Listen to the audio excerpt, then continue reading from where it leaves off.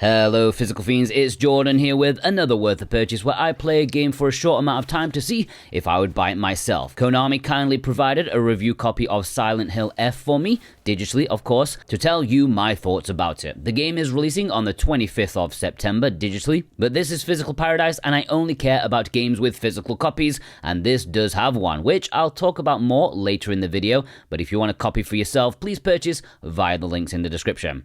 So, Silent Hill F is a spin-off story of the mainline Silent Hill games.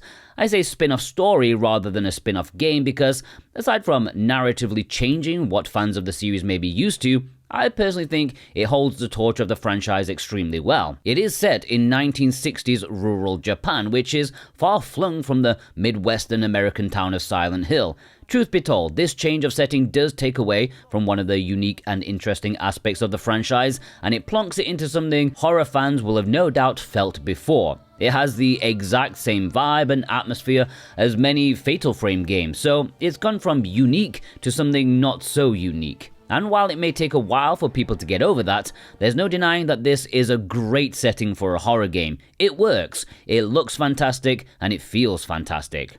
I'm not going to get into the story because I want to avoid any kind of spoilers, but from the off, you are a high school student called Hinako, who, shall we say, does not have the best home life ever, and one day, while she's running out of the house to go find solace in her friends, her creepy village/town becomes even more creepy when nasty monsters stalk the streets and alleyways. But not to worry, this young lady can take care of herself because she will be wielding steel pipes, sickles, baseball bats, and even pretending to be Guan Yu as she tries to survive.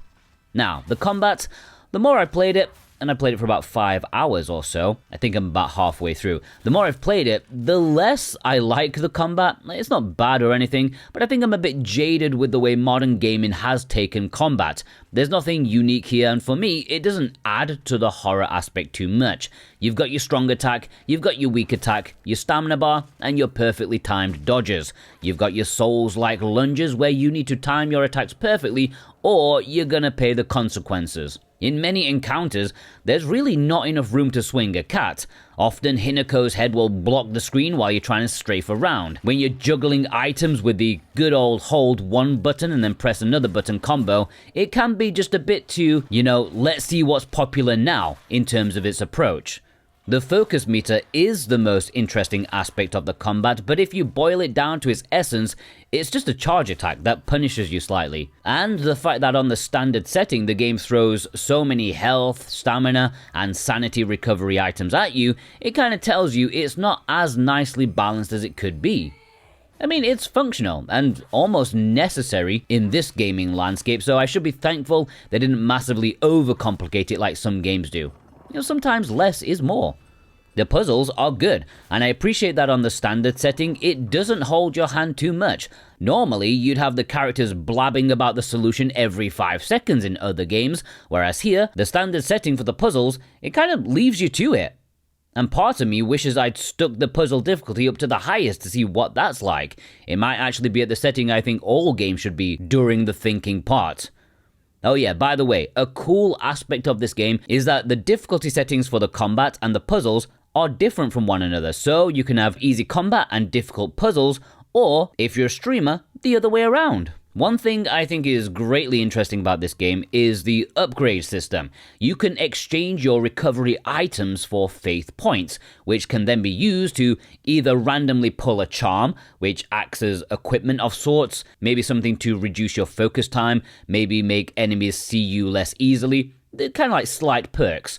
Or you can exchange them for permanent upgrades like your health or your sanity meter. You do get big expensive items whose only purpose is there for these exchanges, but if you're good and you're confident, you can really boost these faith points by sacrificing some of the items you might actually use, and I like that gamble aspect.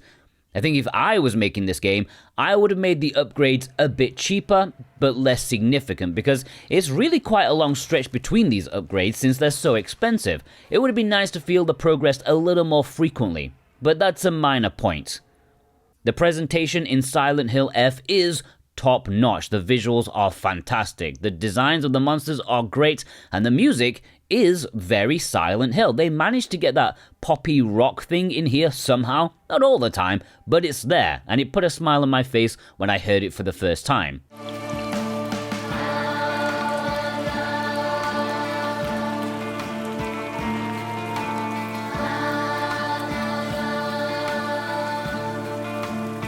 The game is just very Silent Hill. I think it nails what a modern Silent Hill game should be, and the fact that Konami are just going to their Japanese roots for the story, I respect that. I think Silent Hill fans will like this game a lot. The only place the game fails to live up to the originals is perhaps in the side characters. Silent Hill has iconic side characters. Here, well, I doubt they'll go down in gaming history. They're all a bit too normal. I don't want to say boring because they do have interesting story aspects, but they're not, quirky.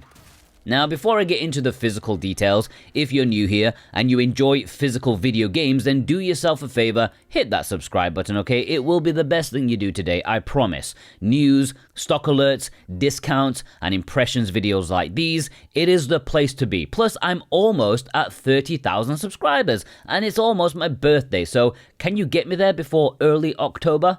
Go on. Now, the physical release for this is, well, if you check the links down below in the description and pinned comment, you'll see that Silent Hill F is available physically on PlayStation 5 and Xbox Series X in a bog standard edition.